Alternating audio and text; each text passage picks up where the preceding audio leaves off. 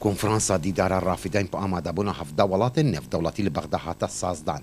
Têde rûnayê xistine ser naqûkiyên berhengariya gelê Iraqê dibin û divê konferansê de basî harîkariyên stratîjî bo Iraqê hatine kirin da ku ev welata pêngavin beref pêşve bibetin. لأول مرة يعقد بۆ جارەیەکەیە کۆنفرانسێکە نێودەوڵەتی پاش ساڵە 2003 و بە vê şێوەیە لە عێراقê بێتە گرێدان.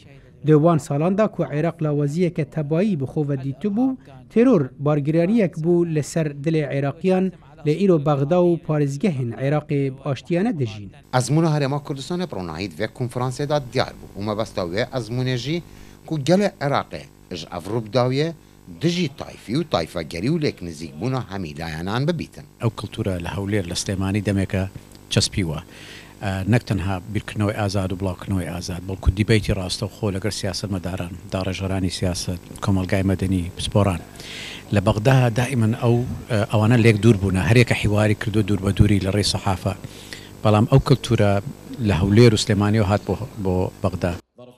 Welatên nêvdewletî ev konferansa bi kareke giring wasa fikirin û bi pêngaveka bûêrane bû beref tebayê û jiyaneka pirxweşî qelam dan. أنا أعتقد أن الأهداف ببوچنا من آرمانجین به کنفرانس رون و آشکرانه و مرماوی آواکرنا جنگهکا پیگهشتیه لسر آسته نبخوی و هر وسا آواکرنا جنگهکا دانستاندنه و پیکه وجیان بید لسر آسته هرم و نبدولتی دا.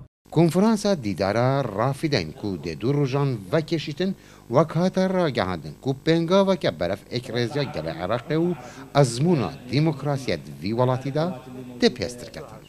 Li Bexda Nizar Ebdullah, Dengê Amerîka.